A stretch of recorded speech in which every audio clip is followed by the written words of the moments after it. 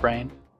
Welcome to my stream. If you don't know me, I'm KillahBee. I'm an NC.FC. I do mostly large scale and strategic warfare. Hi, I'm Capqu. FC and Scare Yourself, and kind of run the alliance with a man called Barra. I used to mean pizza. Always been about like harassment style gameplay. Never fighting equal numbers, more fighting outnumbered, or just not fighting at all, but harassing, kind of. Fighting people that don't want to fight, basically. And yeah, been playing for like 10 years. Hello, I'm from Grinspawn. I'm a director in the Alliance. I used to do like newbie FC stuff, like training them up, but now I mostly do Super Cap stuff. I've been playing for about 6 years. I'm Progod. I'm a Test Alliance FC. I've been FCing big fleets for 10, 11 years now. And Tid? Hello, I'm FCing for Snuffbox. I started recently, I think like 1 year ago or something. Alright, nice. So we're gonna talk about different topics today, and I mean I'm not gonna moderate it as much, but if like, you know, I kinda wanna go for like 2 hours-ish tops, so let's see where we end up basically. I linked the document in the Breaking Rocks channel on Discord if you guys wanna open it.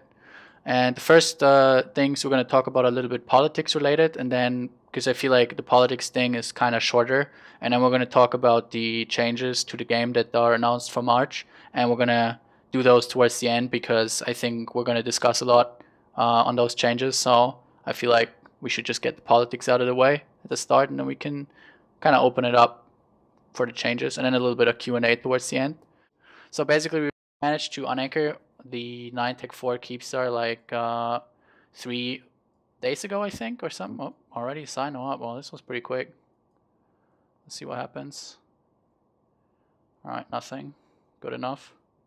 Nice feed on a prospect. Yeah, I killed the prospect. Alright, so we managed to unanchor the 9-Tech-4 Keepstar, and it was kind of funny because we had like pings from both sides of the aisle. Like we had the smug pinging from Horde, and we had like the moral or like the pinging from Kerkar and stuff on how, you know, we did basically cry to CCP to get the changes to the Keepstar mechanics, and how the goons managed to, you know, get the Keepstar away. So I'm kind of curious to hear your opinion on this, Jay. What was your whole like? Did you care about the 9-Tech-4 Keepstar at all after the major fighting over it, or like, what is your POV on this?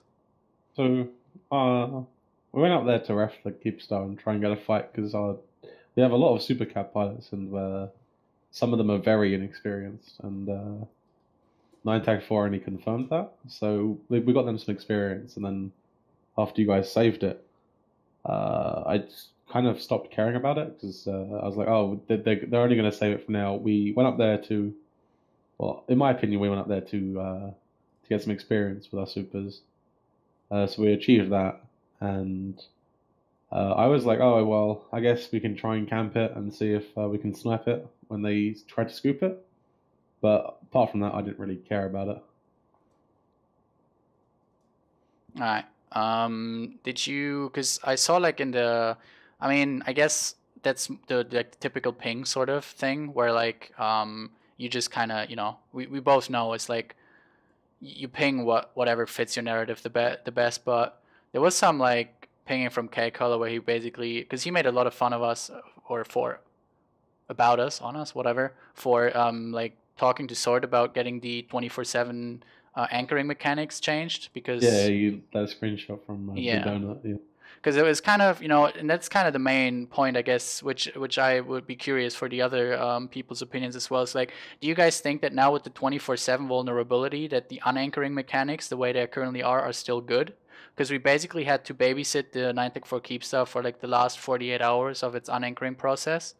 And whenever goons formed any kind of fleet that could potentially come up, GOTG and Horde counterformed and just basically sat on the Keepstar to protect it. Or do you guys think it would be maybe a good change to the game to maybe, let's say, the unanchoring of a structure only gets cancelled if the structure is pushed to the final timer or something like that? No, I definitely think it should be extremely difficult to unanchor structures, especially large structures.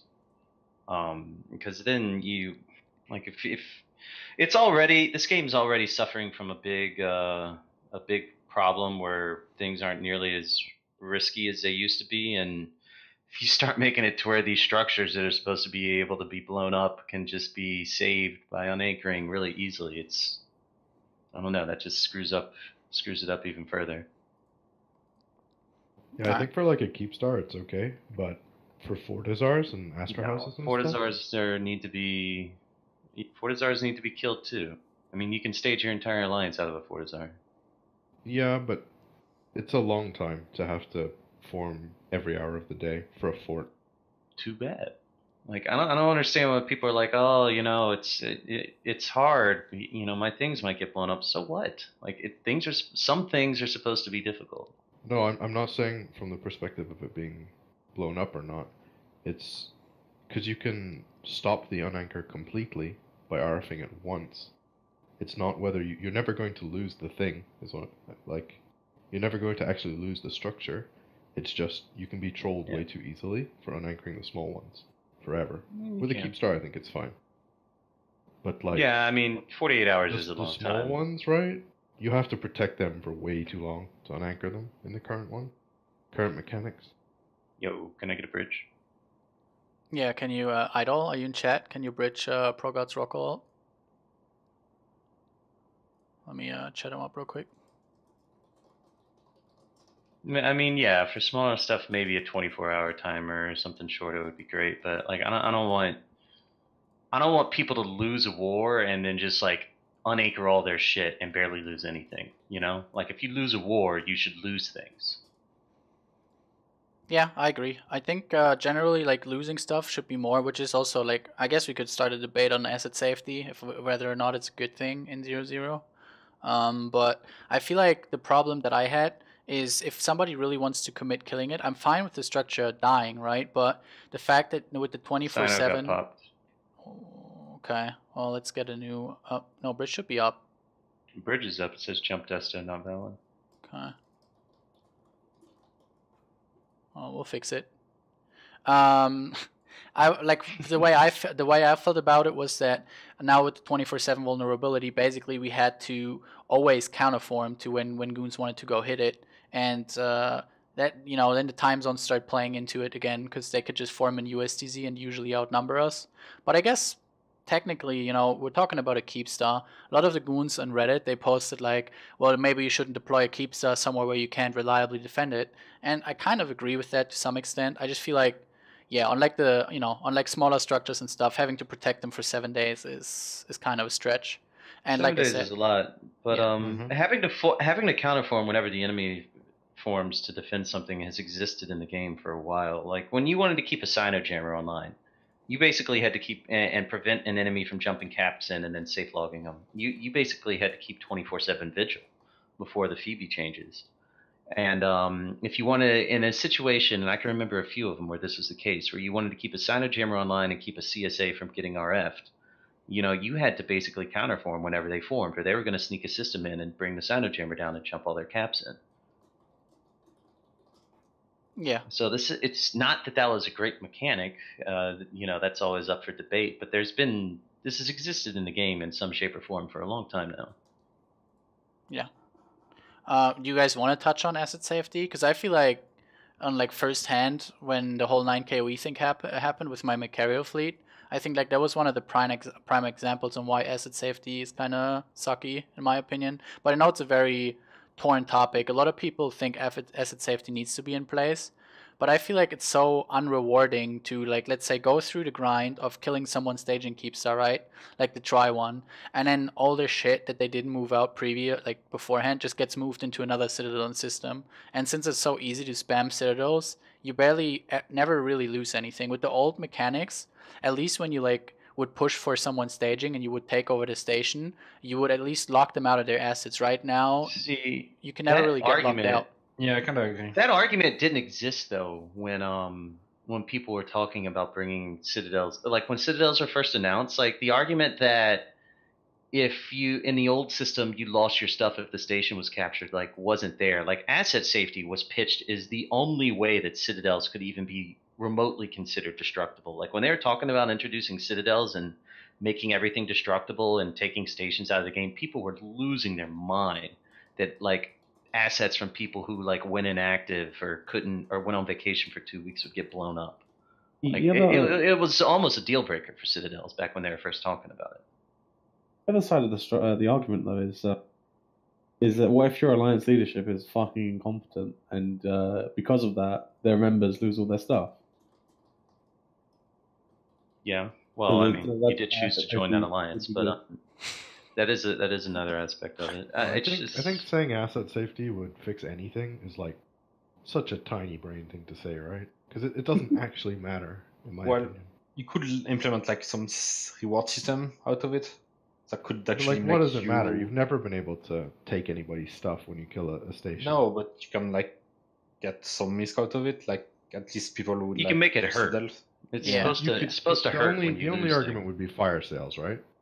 That's the only thing that you used to get when you flipped a station. You got fire sales. Well, no, you could dead zone people. People got dead zoned. I mean, I still have stuff trapped in stations from stations I can't access. Well, you're not just trying. Because I didn't have time to move it out. To be honest, you can get anything you're right. out of I'm any not. station. I kind of like dead zone station. Switch alliances. Even that didn't last. The most famous dead zone, right? That only lasted what, 2 weeks or something? The solar one was dead zone for a couple of years. Yeah, but it was only truly dead zone for a little while, and then stuff, started coming out from. Yeah, people who were logged off and like waited their time, but the fact that you have to have logged off in that station, and whatever you can fit into one ship you're going to undock in is all you can get out. Like there was still stuff trapped there for a while. Right. Well, what I'm trying to say is, the reason citadels are so annoying to kill has nothing to do with. No, definitely. Yeah, that is not. That was just a. I don't think asset safety would go any way to making people want to fight. We're just asking if people should be punished more for losing their staging system than they currently are. I think that's the question. Yeah. Because I feel like right now it's kind of like you pay. So I guess some of the CO2 guys actually got hurt because they literally lost like all their Titans and Supers were stuck because it was kind of like a snap thing.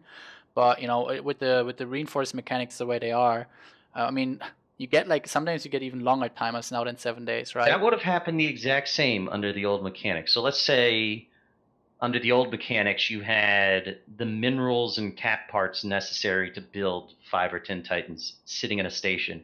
And then some director's spy decided to switch that station over to someone else, and you instantly lost access. Like that already existed. Once again, that was already in game as a possibility. Citadels didn't change that. What it did change, though, is the ability to forcibly remove clones from the Citadel. If you remove the cloning bay, actually remove the module, it destroys all the clones that are set to that keep stuff. Mm-hmm. Now, that is interesting. That is a change. Well, you still have time to evac, to be honest. Even your clones or anything.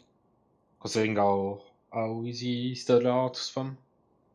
I think there's like way more pressing issues than the asset safety thing. Mm-hmm. Like even if you were to try to make CCP change something with regards to Citadels, I think asset safety is like bottom of the list. Well, they already changed asset safety a little bit. They upped the cost a little bit. They only changed that because of you can ship minerals from you'd reprocess it to the build place. Yeah, you'd refine in a Tatara, and then once you've refined it, instead of hauling it in freighters, you just asset safety it for 5 days. Yeah, exactly. That's the only reason that was changed. But it's not actually an asset safety change. It's more like a loophole change. Yeah. And even then, people are still going to do it because it's such a small tax. 0.5%, isn't it? So it's... Yeah. Okay. All right. Another thing, while we were on the topic of the 9 Tech 4 keep star, something that we've noticed from our side, and then like from the side of the NCPL North kind of thing, is that in the most recent form ups, when you guys attempted to reinforce it or like came towards the 9 Tech 4 keep star, that the goon numbers have been quite low recently. Like I know one fleet you basically on Friday, right? Like you had a fireside chat where Matani I think said that you were thinking about discontinuing Macarials, and then on like Monday you tried to form a fleet of Macarials and you only got like 40 max in fleet or something. Is that really fucked us. The Yeah. Mac thing. He told us, "Oh, we're getting rid of the Macarials," without actually thinking about it. Okay. So instantly people started selling the Macarials, and the only other battleship doctrine we have is Maelstroms, and Great doctrine. people aren't too much of a fan of Maelstroms generally in goons. So Okay, so you would say that our it's not a numbers- general like issue. It's mostly our numbers have been lower on these keep star reinforcement ops, but that's because there's been no like calendar posts about it, trying to do flash forms. So Mhm. obviously, Okay. if we post like a massive hype op, then it kind of gives it away a little bit. Yeah, of course. Killah, What's up? I can't use this T2 industrial core. What? I need a T1. Okay, let me hook you up with one.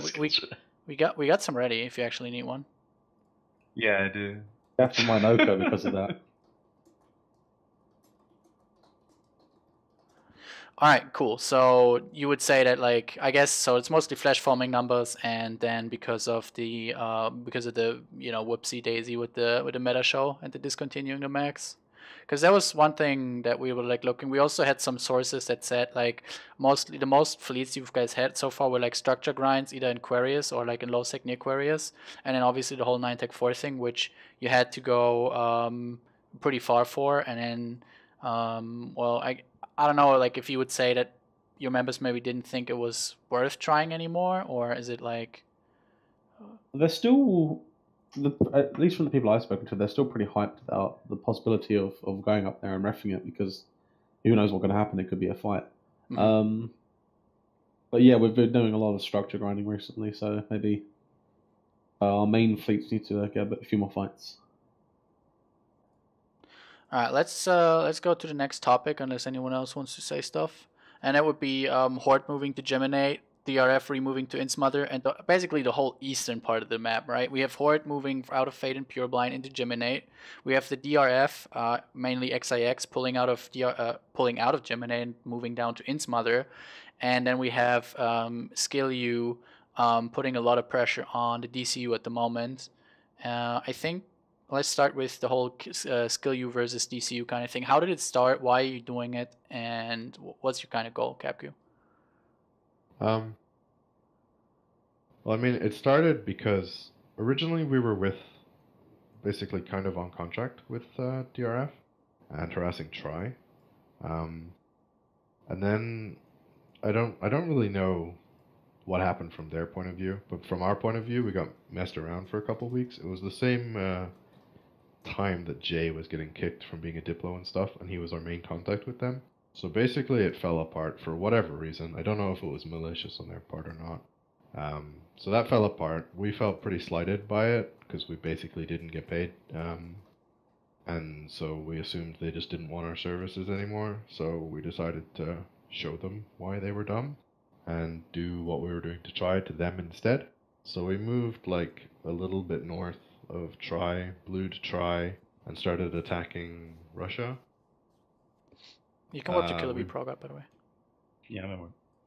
Basically destroyed the area around where we anchored our first fort, and then it just totally dried up, so we went even further in, anchored a new fort, and that's where we are now. And we like RF their structures, wait for their fleets to come up. If their fleet looks engageable, we engage it.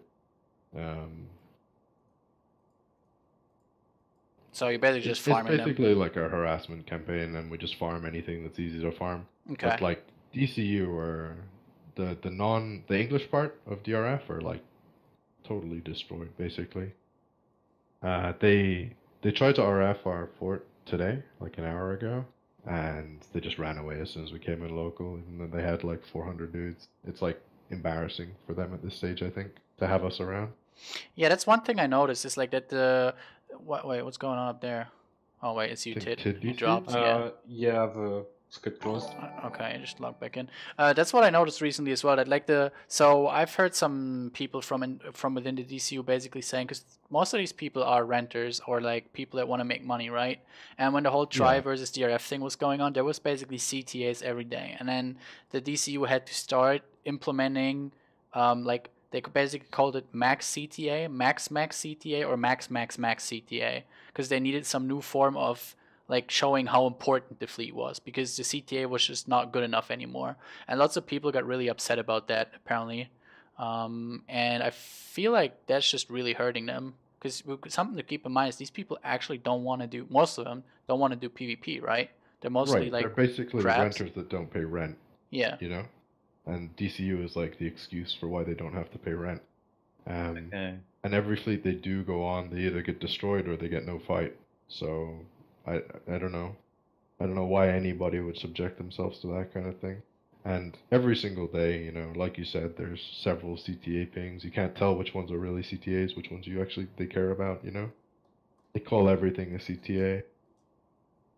I mean, there is some usefulness to differentiating which fleets are more important than others, but it's max CTA. That's not the right approach. I mean, it's the kind of thing Elo would parody, right? In the past, call every fleet a max dudes kind of thing. But they Yeah, actually do it, you know? And I just think they're suffering from massive burnout. They got a new corp, Blades of Grass, but I mean, can you really call that a corp?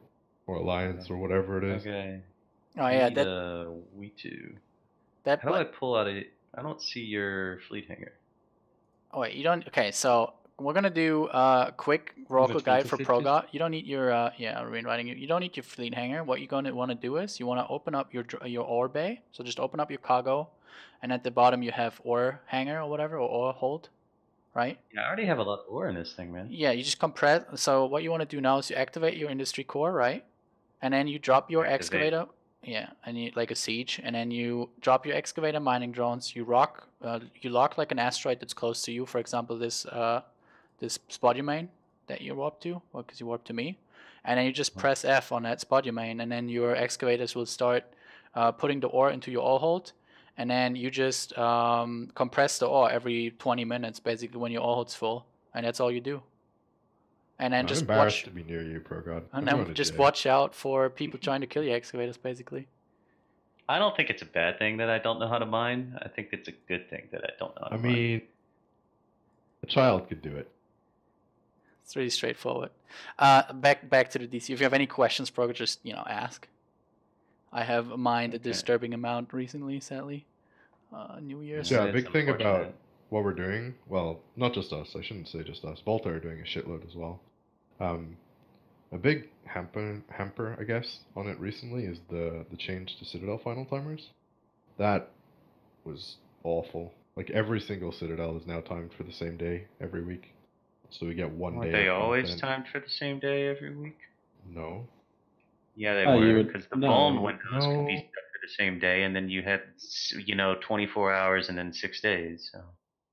No. Volume time was huge though. Like Yeah, before the the vault timers were massive. They weren't a 4-hour window every week. Like Sotios have day-long vault timers, but now everything is a day-long, a 4-hour True. window every week, the same day. Like So, everything is Well, that's basically just as the hard to final kill timer. as an Astra House used to be. That's just a final timer, though. What do you mean just the final timer? That's the only timer that matters. so I mean, we're gonna talk about the changes a bit later. We can push those. We can put that at first.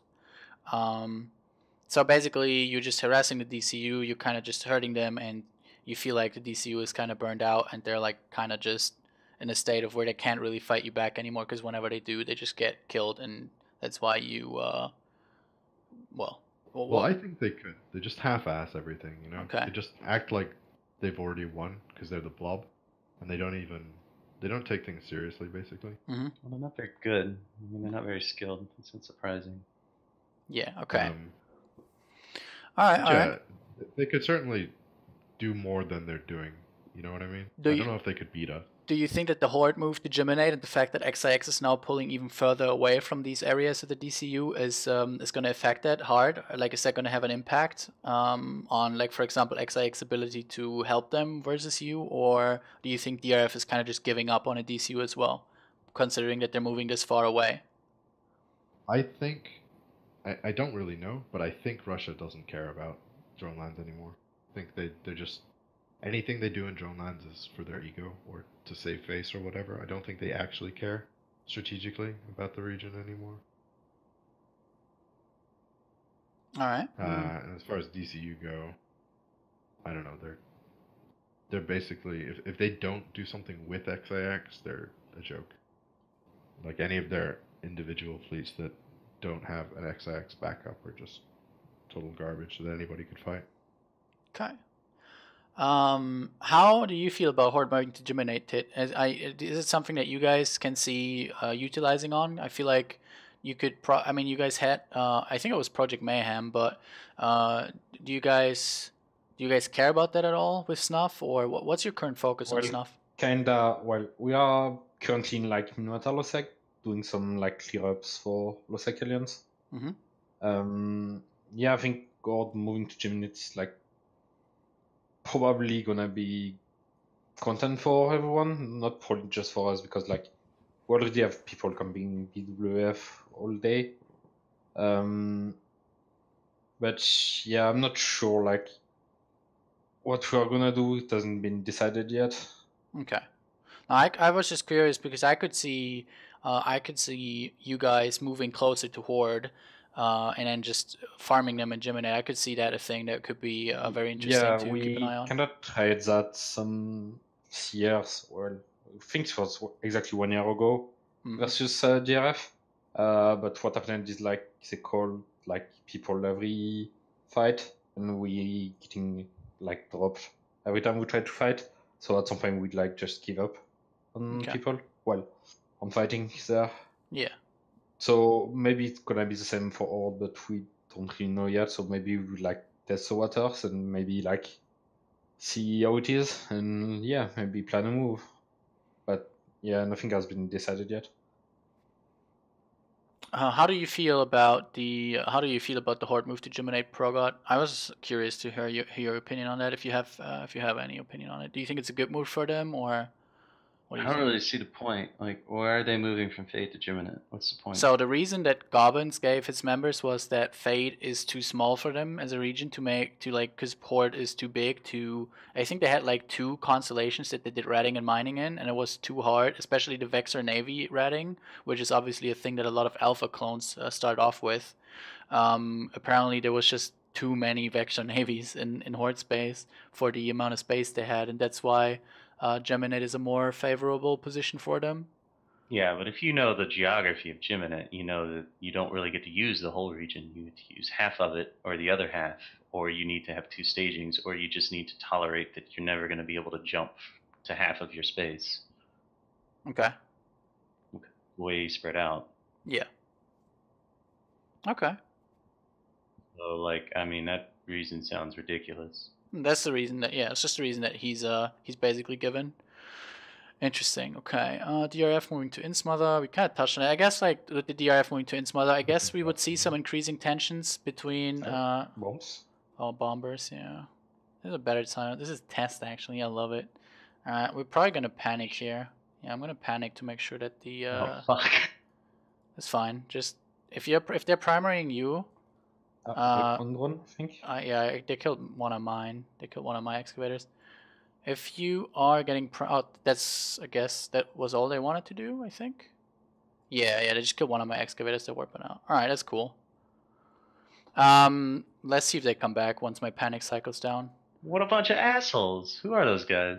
That's the group of test people that stage in Ob and Terrace our renters and shit. Oh, really? Yeah. What the hell? The panic works on me? Yeah. Dude. I was gonna say at some point I was gonna stop you from mining by hitting mine. The panic protects all mining barges that can't use one themselves, basically. What the hell?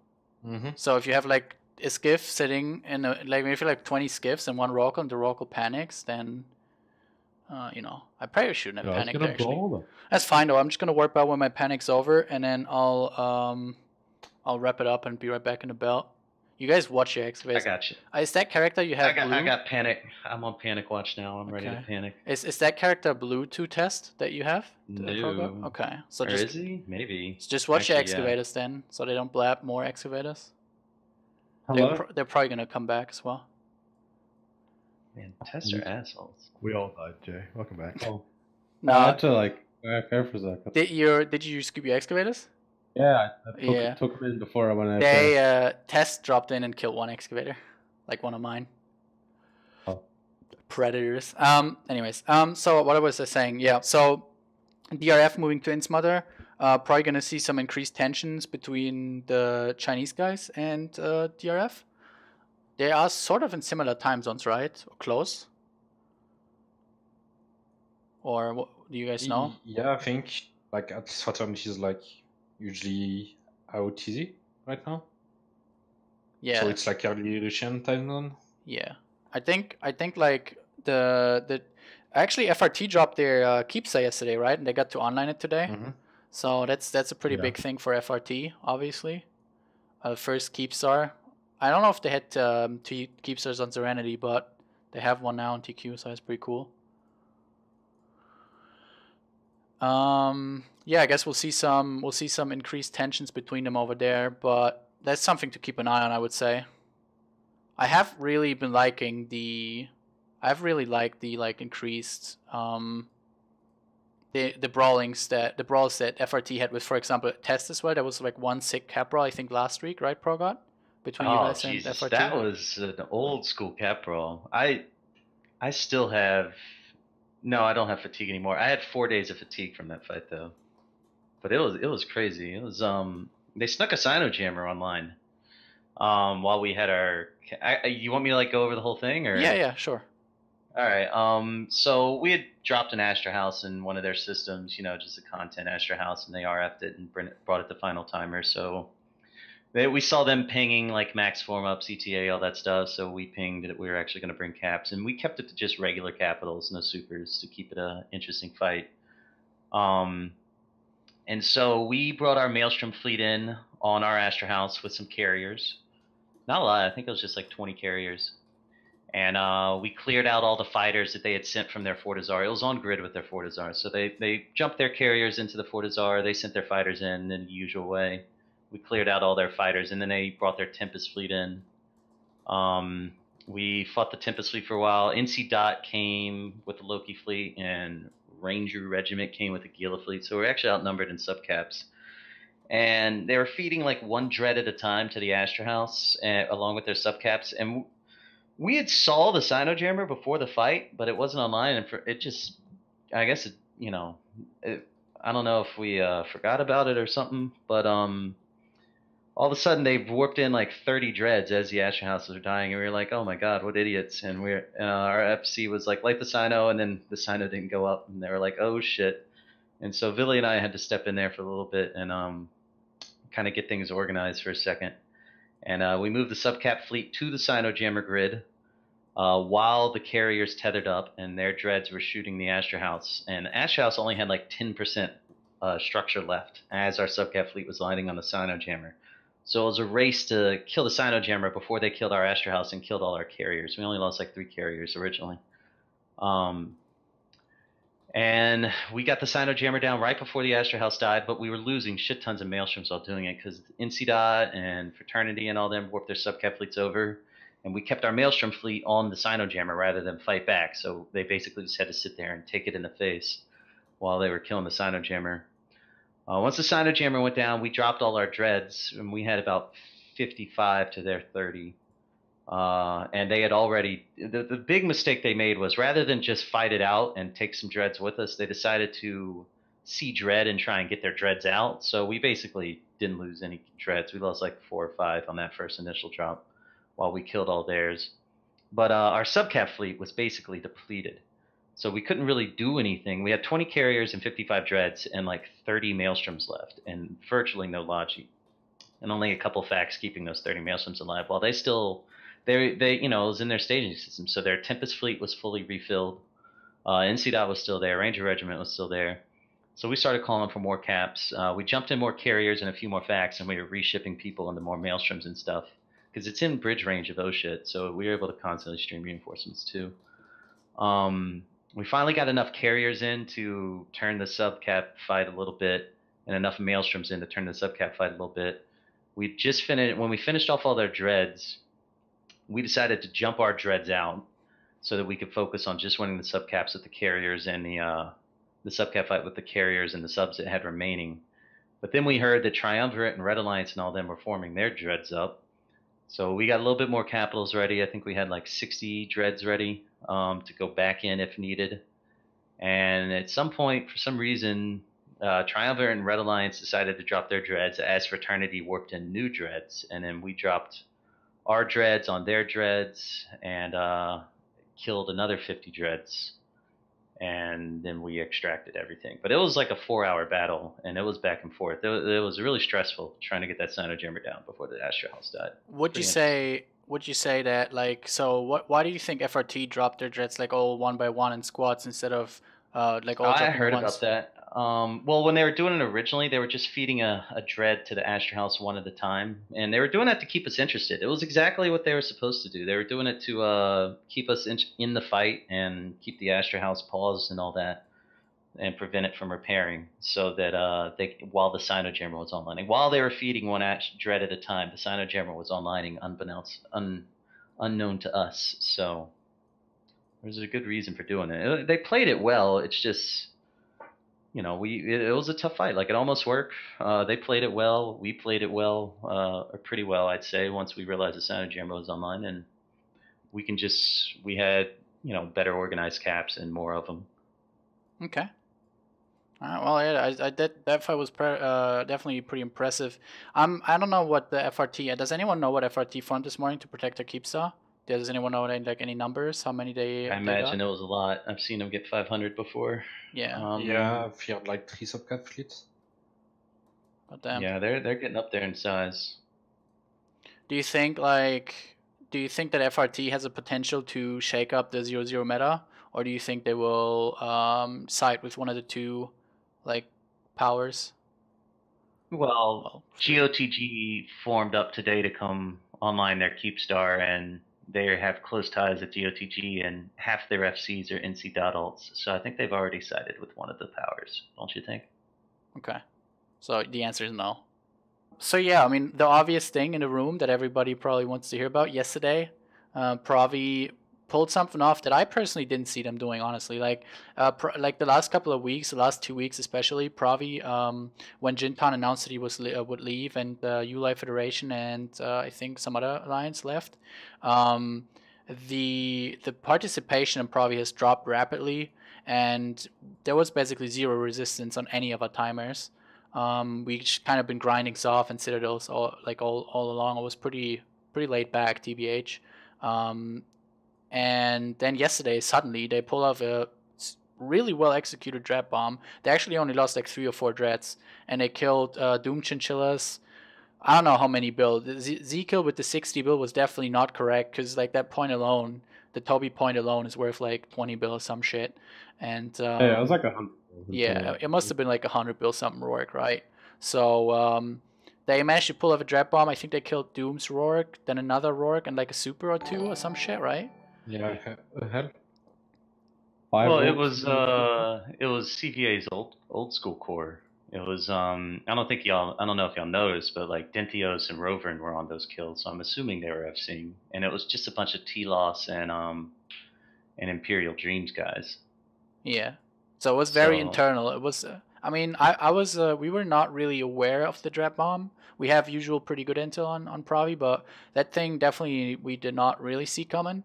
And then they executed really well. PL didn't really get any tackle on him. Apparently, there was only 2 shield effects there to support the Hell and the Rockle, so they kind of just died. And then they packed up and left again. So yeah, props to Provi for that. But apart from that, it's looking pretty grim. We've been grinding Zov, we've been flipping TCUs because members care about the Zov flags apparently, and we also been killing iHubs and flipping stations. And then something surprising happened actually. I think it was yesterday or the day before. There was some data mining on Hobo Leaks, and suddenly it was like the faction citadels were on Sissy. So we were all a little bit surprised because when CCP said that they delayed the faction citadels until like an unknown date, we were all like, okay, well, because the original plan for Provi was to take all the stations, right? So that when they changed the station to faction citadels, we could unanchor all the faction citadels and then scoop them up and like make money with them maybe, or use them for Don't our they own. lose their unique bonus if you unanchor them? They have a unique rig that dies when you unanchor them, but they still have some bonuses that makes them better than a regular for the Tsar. Help! Help! What's going on? Yep. Is it the rock that's dying? I'm fine. I panicked to save Capqu. Okay, yeah, that Procura, you gotta be careful, man. I'm gonna work back to you, Jay. And then we should probably start launching our damage bombs and just frag these bombers when they decloak. I'm gonna warp to you, Jay, with my rock. Provi thing, right? Yeah, go on, I Capqu. mean, how long has PL been attacking Provi? Like over a year, right? Yeah, They so suddenly start taking the stations, and then it gets data mined that they're getting transferred all of a sudden to faction keepstars. I mean, it's a bit of a coincidence. are you saying NCCPL? I mean, I'm not saying it. I'm just saying it's an awful coincidence. Yeah. I mean, that was kind of funny. Like we, when I read the post, I was like, man, I should make some tinfoil. I should make some tinfoil posts on Reddit about like how we completely didn't know about this or whatever, so the people would go crazy, because it does look kind of funny, right? On paper when you're like, they have been it's fuel on the fire, right? Yeah. The thing people have been saying forever. Yeah. The sphere shit. Yeah, well, maybe it's real. It's funny timing, Yeah, right? I don't know if you actually have insider knowledge or not. Obviously, there's no way of knowing that without being the insider. But Yeah. it is funny timing.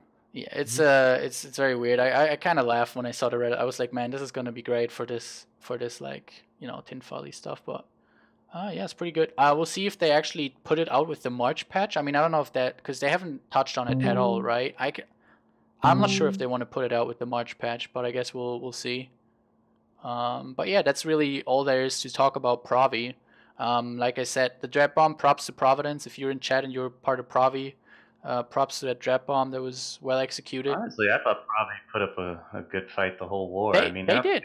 PL and NC Dot, they're getting outformed, not just numbers wise, but you guys have like every single advantage possible, considering how much better y'all are. I thought they did pretty well. Yeah, I mean, that was mostly like the most recent stuff, right? Like Provi did pretty well considering who they are and who we are. It's definitely not like, you can definitely not. They put up more defense than some other people we've went after, basically. So I can respect that, definitely. Yeah. Tip for the Provi FC: shoot the Rex next time. Yeah, right. Because that's right. I completely forgot about that. Doom Chinchilla actually managed to loot most of the valuable stuff out of the raw pool. He got like most of the good shit back into his other raw pool and managed to extract it safely. So that was very impressive. All right, well, that's all the politics things that I had written down. Is there any like politics related stuff you guys want to talk about? Any interesting parts of the map that you guys want to touch on, or do we want to? I think go on. Part of the map. Like, why is like the whole Northern Coalition? Like, I didn't realize it until recently, but like I think y'all are. It's like more space filled by blues than even the original Northern Coalition had. What's up with that? Yeah, it's just alliance involved. The alliances involved make it really weird, because usually those alliances that are in the Northern Coalition right now were up against didn't like being part of large coalitions. Like NC Dot is a play on words from the original Northern Coalition that was supposed to make fun of them, and now they actually are the Northern Coalition. I just thought it was all interesting. Yeah, so we've talked about this. We've talked about, when did we talk about this? I know we talked about this some other time, but basically, we were talking about why do we have this construct in place right now? And from our POV, it's basically a coalition that exists to be able to counter what goons are capable of doing at the moment, right? Because goons have obviously become really, really big, and they have a pretty big super cap fleet and all that. And in 9-Tech 4, I think that was a confirming, like, sort of. You guys have been blue ever since the end of World War B, and their super cap fleet wasn't that big right after World War B. I mean, Jay, you guys were. I mean, y'all were struggling. Not that y'all haven't recovered well, but y'all were struggling after World War B, and the North has pretty much looked the same ever since. Yeah, that's true. I can see why this isn't like some new development. It's pretty logical why they have it, but I mean, the thing I personally don't like is the hiding from the members that some of you do. NCPL don't really do it, but like the Darkness Pet Alliances do it a lot, where they say they're unbluing Horde for a week, and then something will happen, and they'll have to reblue them real quick.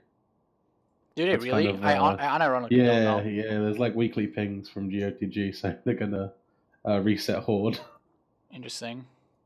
Well, so but my understanding not just was the North too. Like, I mean, you guys got alliances and drones y'all can't shoot, and obviously Fraternity, GOTG just showed up to save their Keepstar and all that stuff. Like, I'm just curious because traditionally Pandemic Legion and Northern Coalition have tried to shoot most of the galaxy and set GUR coalitions and all that. And now, like, how many targets do you guys really have that y'all can go after in this game besides Goons and Test? And Pravi, obviously, I think that's why y'all are in Pravi in the first place, right?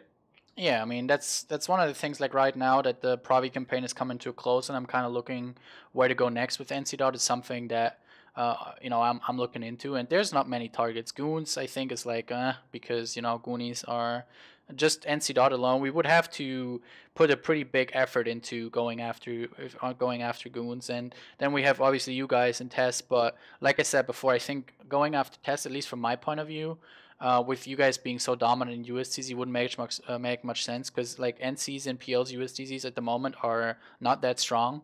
So I think like you guys could easily outform us in USTZ. And I mean, number wise, you will probably outform us in EU as well.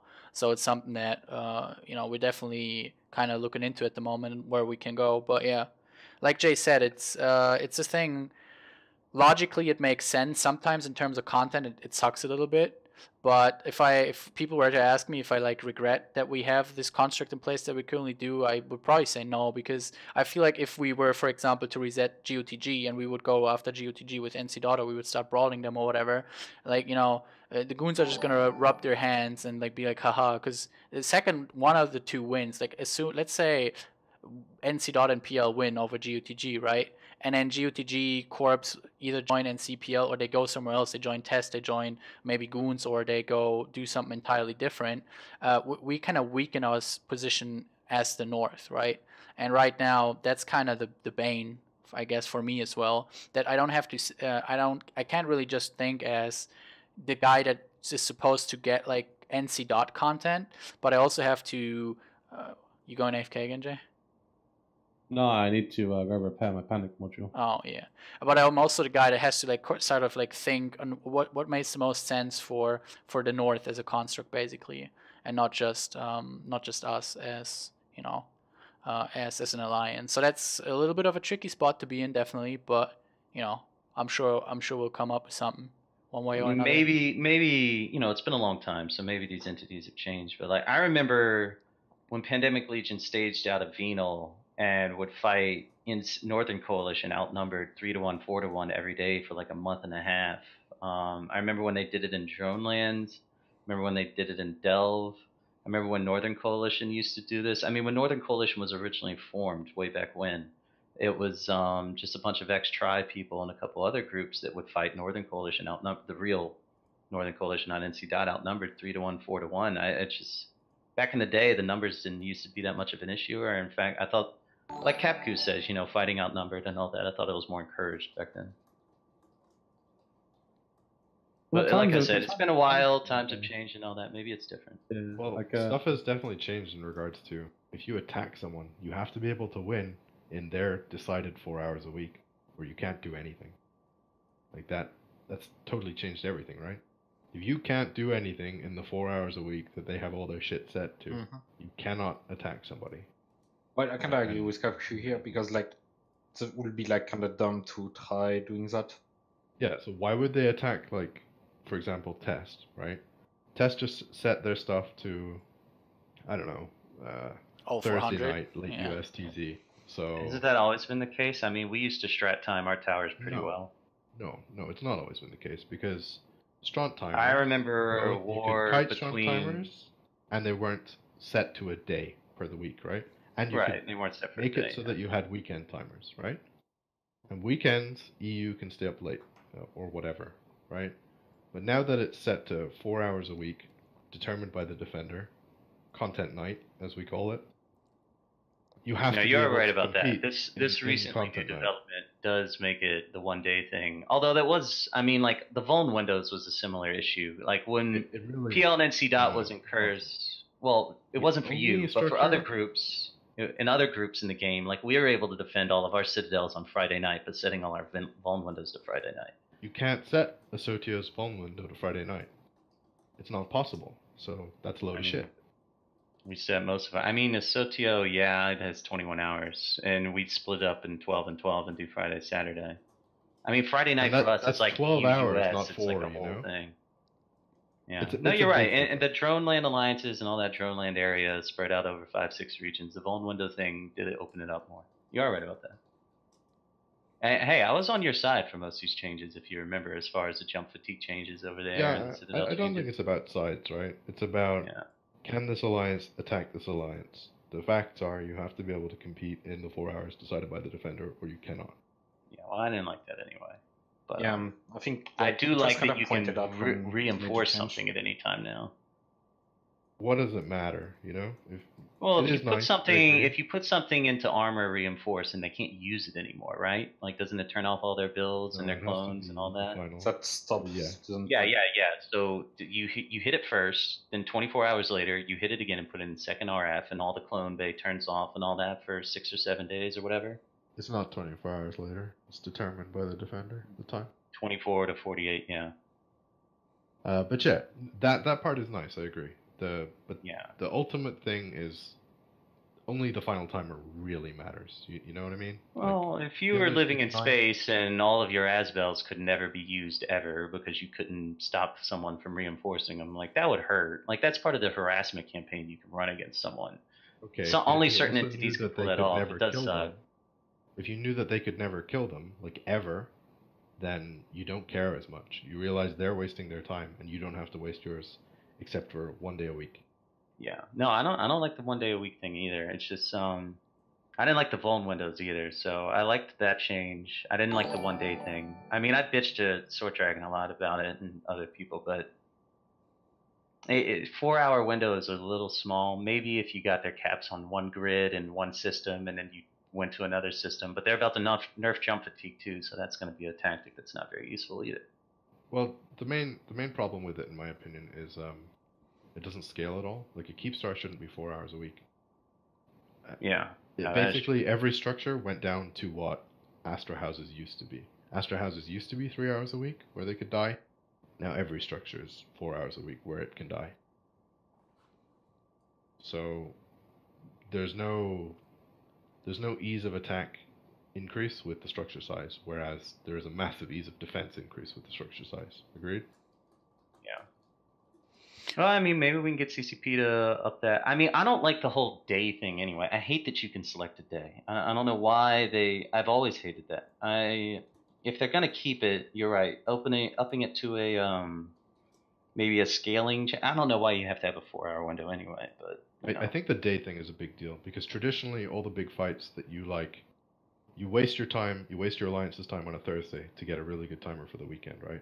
You stay up to a timer where you can't usually fight so that you have a nice weekend timer so you get some content. You just can't do that anymore. So what I want to say is like with the new, like, I agree that like 1 day is kind of meh, but for example, it seems at least in terms of the Provi grinding, the changes have really like helped us because what we can do now, before it was basically the way we could only reinforce stuff on Saturday afternoons or Saturday evenings, and it would come out the next Saturday evening, right? And now what we can do is we can basically grind citadels. We can like reinforce the citadel on Monday, one on Tuesday, one on Thursday, whatever, and do like soft timers in between, and then they all come out on Saturday, and then we just do one gigantic grinding spree on Saturday and kill them all. Obviously that only works if they're uncontested, right? which is what's mostly the case right now. But at least in terms of just grinding shit down, it is kind of cool because we can like prep stuff for the weekend during the weekday, right? Okay, but in a month or Yeah. two, when you're finished doing all the undefended ones, you know, you'll understand what I'm saying, right? Yeah. And Like, contested ones. it's only fine to then say that like only that. works out in that particular situation, Killer, because they set them all for the same day. Like if they knew No, they it's weren't because going they to, haven't bothered. The default is Saturday 1800. It's because they haven't bothered Yeah. changing it. right? But like hypothetically, if they knew they weren't going to defend them and they wanted to stress you out, they could set all their final timers all over the place. Yeah. Like I'm not sure that would be like the even initial more effective. reaction to the changes was so positive because people are killing the undefended ones. Once it rolls around to people having to try attack anybody in a time zone that's slightly off of theirs, I think there's going to be a lot more complaints about the new system. Than It's. there were I about think the it's old. kind of the same symptom or like the same thing that we saw or that we're gonna see with the damage bombs on citadels, right? Because everybody beforehand always just complained about the void bombs, but now that like Damage void bombs are gone, powerful too, yeah. yeah, and now that the void bombs are gone, like people are gonna realize how awful the damage bombs actually are too, and then they're gonna start like all these bombs just suck.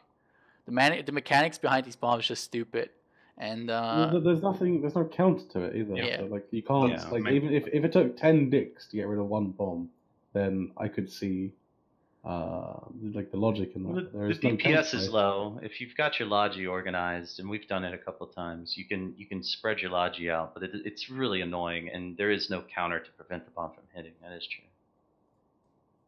Yeah, they just made them like they introduced defender launchers and just made them not work. Like why? You know? Well, Why someone not on have Twitter some were like, consistency?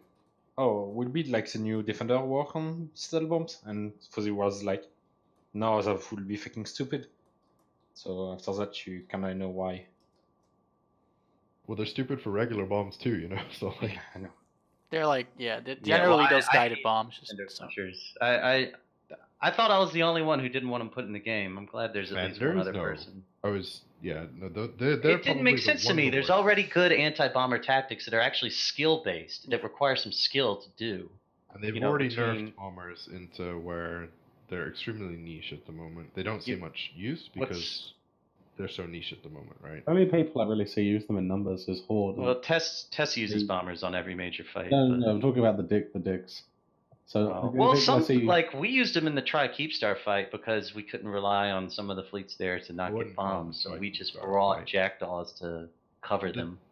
The try keep star, you know, seppuku or whatever, is a different matter. That wasn't a fight. Yeah. That was just going through the motions. Yeah, it was. I know. Yeah. Okay. The current keeps like that fight showed a lot of other problems with Citadel mechanics, but Yeah, let's move on because we're kind of already transitioned into recent changes. We just talked about the new timers, everything being on one day. I guess most of us kind of agree on we agree that this kind of sucks that everything that they can set like the specific day. I don't know. It's I think like at least you can hit like you can shoot stuff that some members may like that makes some members feel better. Point. And honestly, the way Capqu put it, I never thought about is that you used to go to a lot of effort to RF something on a Thursday to get a good Saturday timer.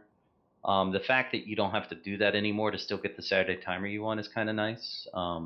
Assuming they actually set it for Saturday, they could just set it for Wednesday. Yeah. But I was making the opposite point, by the way, that you can't do that anymore. Oh, true. Because they can just set the day, right? You can't spend effort to get a good timer anymore. No, I always used to be. Hated. I mean, you could do that on the first two timers, but yeah, you're right. The final timer is always going to suck. I remember that Which in like I Legion. never liked anyway. When they were fucking putting it out, I said, "What are we going to fight every fucking major fight on Wednesday from now on?" I don't pretty know. much. Yeah. If it's to do with Russia, dude, it's on a Wednesday. Congratulations. Yeah. every right fleet now. fight will be at 0900 on a Yeah. Wednesday. Can you raid from 1800 to 2200 on a Wednesday? If not, find a new guild. Yeah. Well, they seem determined to keep it on a day. I mean, the Vuln Windows thing was clear about that as well. All right. Let's move on to some of the more recent changes that they announced that are supposed to be upcoming. Which one do we want to get out of the way first? Let's get the easy ones out of the way Let's first. get monitors out of the way because no one really cares about Yeah, them. let's get the FC Cruiser out of the way. Let's start with Tit. What do you think about it as a low sec FC? I'm just gonna say that I'm probably never gonna use that ship because I don't fly FC ships. I think in the sandbox game it's kind of bad in a point, but at least fix the mistakes they made when they released the first drawing of the thing. Now it's kind of useful and does problem people would war on it, but I kind of feel like it's kind of else. Well, it's kind of good for the game in the end, but I still don't like it. So I'm kind of mixed and like the ship. Okay, Jay, what do you think? I'm not going to use it probably. It's the layout of how it was given hit points is weird to me. I should have just added 2. It finally got probes and an extra mid slot, so that's something at least. But it's still in large scale fights. It's not very good. All right, Progot.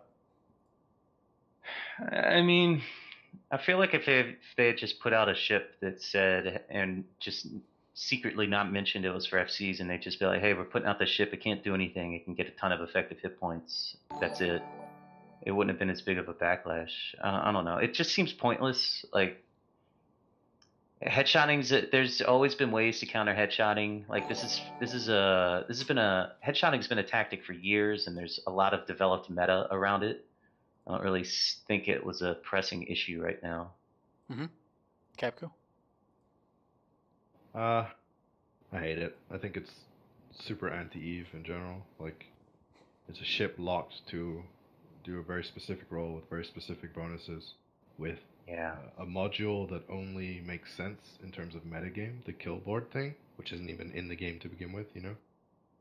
Yeah. It's just the most unsandbox piece of garbage I've ever seen. I don't really know care why if it's good or Billboard not. Horgun thing on. Although I did run, I did look at it. You can now put an MWD. You can now dual prop it as well. Yeah, but it's just like in general, I think the ship's whatever. Who cares if it's good or not? The thing is, it's just so against the principles of Eve to me. Yeah, I agree with I agree with you, Capqu. That's why I actually while the changes that Fozzie recently announced to the monitor, where it can now fit a paint with basically 0 effectiveness, and it can use prop launcher. Well, those changes were what people have been asking for to make it at least somewhat usable. I still preferred it without the changes, because before, at least, it was so useless that nobody was ever going to fly it anyways, right? But now there's a chance that people are going to use it, and I agree that I think it's like a completely anti-sandbox. I think I've probably been in every of the... I liked it better before the probe changes too. Yeah, that's what I'm saying. At least then it had a specific niche. Like, if you absolutely need something that has so much hit points that you're probably not going to get volleyed, then the monitor is there. Otherwise, it's useless. But now it's just like a replacement FC ship. I've been in basically every of the biggest fights of Eve in the last 2 years, and I think in all of those fights I maybe got headshot twice or some shit. It's you can definitely work around getting headshot in World War B. In most of the big fights, I always just FC'd from a carrier, for example. It's something you can work around, right? Exactly. And this is something I don't understand why they're removing it. And I honestly don't even know who asked for the ship in the first place. None of the FCs that I've talked to. It's been an idea that's been poking around CCP since I was on the CSM, 5 years. So it's been around for a while. I'm just wondering who asked for it, because none of the FCs in the Blue Donut, for example, none of them really want it, or most of them except Red Salad, I guess.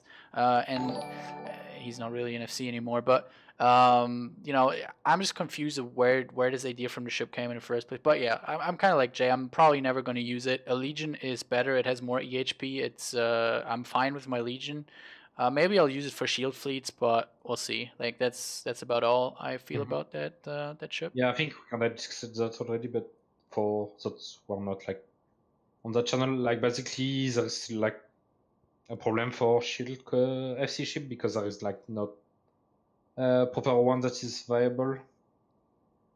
Basically, there is a too big gap between the Legion and the Damnation versus the Tengu and the Vulture. In terms of tankings. All right, so that's the monitor. Any more thoughts on the monitor? Otherwise, let's move on to let's go to the Intelligence changes next, because I feel like those are pretty Like they're pretty straightforward. The changes to the Entosis links: T1 only 25 km range, T2 50 km range. You can now use remote reps on subcaps that fit Entosis. So you can like put an Entosis link on an 800k EHP Legion and set a fax next to it, as far as I understand, which is interesting. But at least that makes you commit something to a grid. What do you guys think? Anyone? I think it's good. Like you mentioned how you could put an Entosis link on a Legion instead of fax right next to it, but like people are Entosising with faxes already, so all it really does is add reduce the time there, which kind of sucks, but it's not that big of a difference, I don't think. Otherwise, it kind of achieves the goals of what Entosis was supposed to be, which was kind of like a king of the hill. Each command node was supposed to be a king of the hill thing, and it was supposed to be spread out over a constellation. You were supposed to fight for grid control and split your fleet into 2 or 3 different parts and all that kinds of stuff. So maybe it'll work out like that. Probably not, though. All right. Anyone else? I like the change. We'll stop the hopefully stop all the interceptors that are involved with any hacking. The Scepter meta was counterable. It was just really annoying to counter. Yeah. Yeah, I think they're pretty good changes. The only, like, I think the ultimate goal for Entosis should be moving away from the module entirely and going to damage cap nodes. Yeah, that's what I'm. That's kind of what my go-to answers as well. If people ask, I'm like, just make us be able to kill the nodes and put the damage cap on it or some shit. They recognize that the hacking stuff is a problem. So maybe this is like a hey, we can't. Yeah, they're all good damage changes. cap stuff now. So this is just a database tweet. So I wonder if I'm still under NDA. When the original conversation was going on around Entosis, the point of the Entosis module was to prevent groups from just, to actually put some, commitment there to where you're not just constantly warping in and warping out and never risking anything.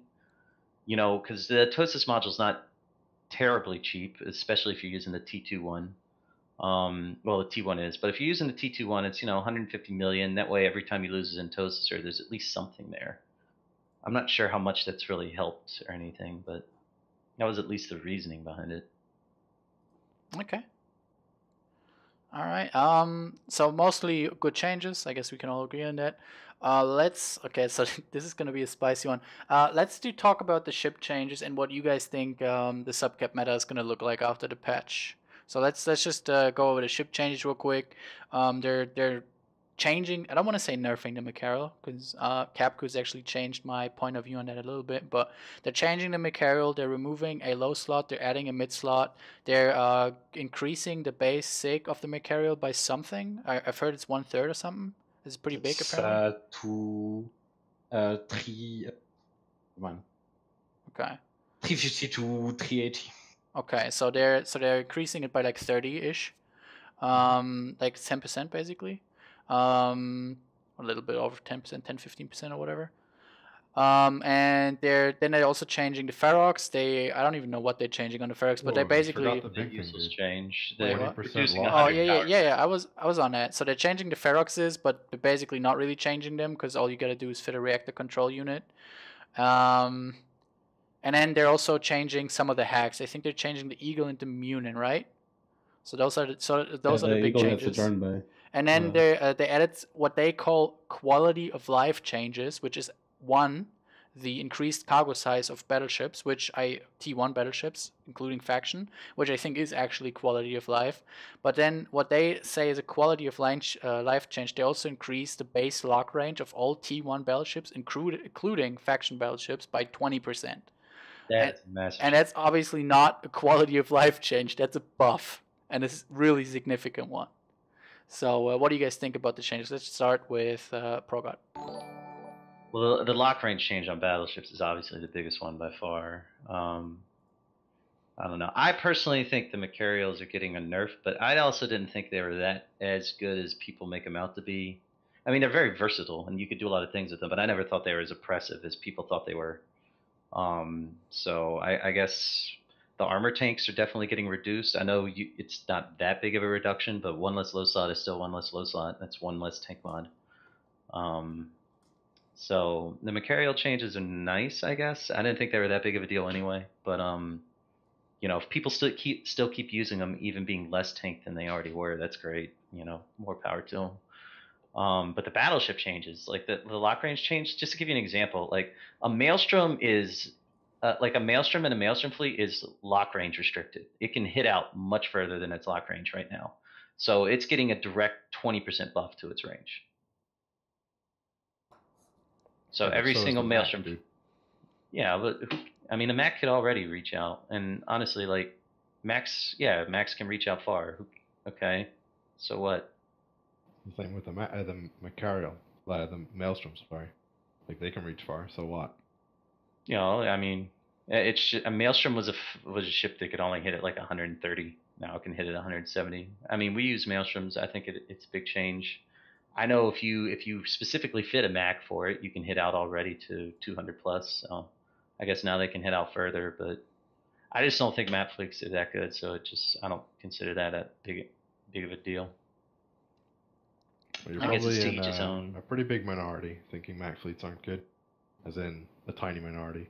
Capqu, because you kind of changed my mind on the whole. Like when I read the Mac Carroll changes the first time, like basically I opened the dev blog, I read the Mac changes, and I was like, man, the armor Carroll is dead. But then I gave it more thought, and you talked to me a bit, and that's why I want to like have you explain it to the chat as well. Why do you think the Macaro is actually going to be better after the changes than it is currently? Can you like explain that a little bit, maybe? Well, to start with, in blob warfare, you are volleying other battleships. You're artillery based, right? So max volley max, and max volley other battleships. So max having less tank, it's still over 200k HP, and when it's over 200k HP, you're going to die to volley and almost nothing else. If you have enough reps to tank their fleet, it doesn't matter what your EHP is. You're going to tank their fleet anyway, or you're going to get volleyed. So, like even in max fleets today, even if they have a fax, you ignore the fax and you just volley max, right? Even though they're brick tank.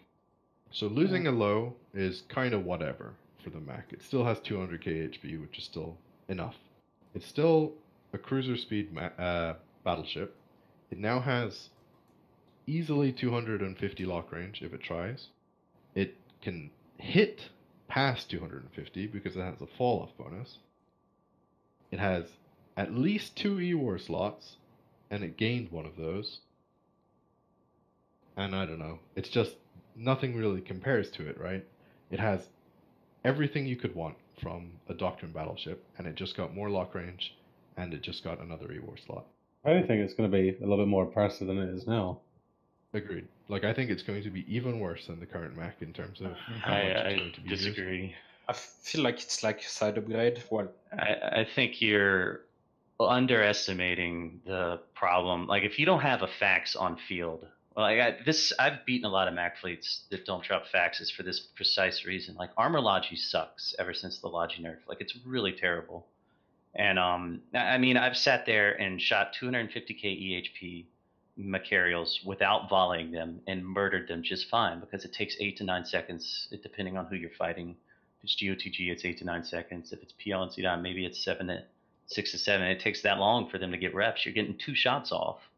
You don't care about reps in battleship on battleship fleets. You literally don't even bother bringing Logi half the time. It doesn't matter. You just volley until you win. Yeah, if I'm not using Alpha Fleet and you could be saving ships and you're not saving them, then you're missing out on a big opportunity to destroy my fleet. Well, I can tell you right now, the people who use Max, like drone Russians, don't give a shit about their line membership. They just want to win the objective. Well, that's who you're fighting right now. Drone Russians, great. There's other alliances in the game who do fights, I just like... Max, trying to tank Max with regular subcap Logi is really difficult, especially if you happen to not get it long range. So if you can get the long range, it's great, and the targeting range helps with that. But I mean, just going around the universe, Rokes have a 5-second rate of fire, so you can get 2 shots off on a Roke before Macarial reps hit with subcaps. That ups your volley. That basically doubles your volley with Rokes. So losing a low slot and losing some tank there means you are now more vulnerable to Rokes unless you drop a fax. And keep in mind, when you drop a fax, all this cruiser speed, and you're stationary once you drop a faction. You can't move your fleet around the grid anymore. Cruiser speed unless you want doesn't to drop matter more once you're in a facts. fight, obviously. It's for Right. how easy it is to get to the fight and how easy it is to get home. Yeah, exactly. That- Although that they is are fast definitely ships as well. As far as armor tanked battleships are concerned, they can MWD around the field pretty quick. But once you drop a fax, you're stationary. So if you're not dropping a max fax, fleets don't even bother with fax. They just volley, and they don't worry about tanking. They just they're how are these max tanked Macarials fit? T2 Arty, T1 Arty? depends who you're fighting. Yeah, so if you're using your max tank your Macarial, the ones I've all seen are T1 Arty. KillahBee, you guys use T1 Arty on your max tank Macarial, right? Yes.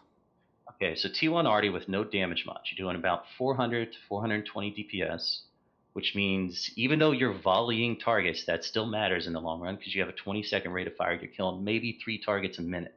If you're going up against a rogue fleet that can 2-shot you, that means you're killing a Macarial every 10 seconds. You're now losing 2 Macarials for every 1 rogue you're killing. If you're going up against a Nightmare fleet, they're killing you once every 7 seconds. You're losing 3 Macarials for every 1 Nightmare you're killing. This stuff does matter in large fights. Like, I know you guys fight drone Russian Macarials with 50, 60 Lokis, and they can't even track you because you volleyed all their webs and paints, but for other alliances, like, this is a big change. Going from 250k HP to 210k HP just opens up more opportunities for other battleship fleets to 2-shot volley you. And considering that PL runs Rogue Fleet now, NC runs Rogue Fleet, Jay, I don't know what you guys are switching out to. They swapped to Rocks as well. I mean, they have a Rock fleet. They run Rogues now. Like, Rogues are going to beat Macarials. They're definitely Really? going to out-trade with them. Macarials Absolutely. have 3 Eeyore slots, no problem. Yeah. Okay. I'm actually happy with that change, actually. Okay, You're what gonna range? get absolutely destroyed because they have 3 Eeyore slots. You stick 3 tracking disruptors on a rock and look at the range. You just need to roll like 1 per rock, actually. Like, okay. Unless I look forward to that fight. 120 off, you're still gonna have it just like an house of the volley to like them to be non-effective. But Alright. I mean, yeah. you could Surprisingly already enough, right, do that. The Max control the range, not the rogues. I So think they're in perfect Eeyore range at damping your guns, and their guns are fine. You're not going to. I think this is a discussion we're gonna have to settle on a battlefield because we're probably not gonna find a ground we're gonna agree on here. I generally think like T1BS are getting a lot stronger too, but I don't think we're gonna scratch Macarials and NC. I think we're gonna keep Max, but at least in terms of like what NCPL have been doing recently, we've sort of shifted away from using Macarials and Provi anyways because there was always the danger of getting caps dropped on you by test.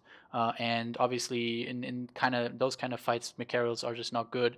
And when you can just use a bunch of rocks and basically complete the same objective. And obviously, also, I don't want to go too much into that, but we also have to keep in mind the whole like MJD battleship fleet meta, which is completely retarded. Obviously, sorry, I'm not supposed to use the R word, which is really stupid. But definitely, I think Max are gonna have a place. I just don't like in the current. Be a little bit more careful with them. Yeah, exactly. You have to be a lot more like that's kind of what my go-to answer was as well. Like when NC.line member asks me what are we gonna do with our Max, I always tell them basically Max are now not any longer our grid controller stationary AB full tank Mac, which is actually what we used them for at the start, right? And now we're replacing that. We're not using them as like the grid controller brick tanky ship anymore. We're gonna be using them a lot more careful than we used them before, but we're still gonna keep them. That's kind of how I think on it. A little more careful than before, indeed. All right. Yeah, I think you have to make sure you're able to use your E-War. Otherwise, Yeah. Mac is a lot worse than it was. Like, you have to... If you can use your E-War, and you know you're going to be able to use your E-War, I think the Mac is stronger. But against things where you can't use your E-War, or you think you're going to have a hard time using it, I think it's weaker. Yeah, I kind of have like same thing. I mean, it's less retarded for like line members to use it. So it probably gonna like reward more skill-based groups. All right. Good discussion. I liked it. I guess we'll just see on the battlefield when the changes are in, and we'll see the brawls happening. Assuming that there's going to be brawls happening at all. Yeah, if it turns out like Max are terrible because The trap that people will fall into will be, say, there's a huge timer and the mag fleet shows up to it and they die, but it was like a 3,000 man fight. The people, you can't really draw conclusions from that. So Well, people have always been making that mistake of Yeah. not realizing the sample size problem. it's like when P3 changes came out and NC Dot lost like a bunch of Lokis, everyone was like, "Oh, Lokis are terrible." Like, no, it's just there was 50 Lokis fighting 200 Pharaohs. Yeah. I mean, there's a million reasons a fight can go one way or another. You can't really look at a single fight. I mean, you No, can draw for sure. conclusions from it, but yeah. Sure, we'll see. I'm looking forward to it, anyways. The All right. Well, Sig and the fall off thing is certainly a nerf, no matter how you swing it. oh yeah. We didn't talk about that yet, but yeah, the fall of bonus is getting nerfed on the Mac. But I didn't think there was like really this point in discussion because that's a pretty clear nerf, right? Like nobody can say it's good that it has less fall off. All right. Well, I'm kind of scared to start talking about it, and I don't want this to derail too hard because I know we're gonna have very different opinions on this, and with the people we have here. But the last set of changes are the fatigue changes. I want to talk about this for maybe 20 minutes and then open it up for Q&A with Twitch chat. So let's try to not derail completely, but let's go ahead and dip into the announced fatigue changes and why some of you guys I know don't think they're good.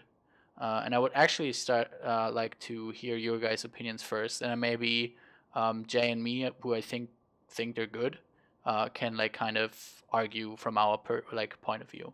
So why don't you start, Capqu? Tell me what you think about fatigue changes.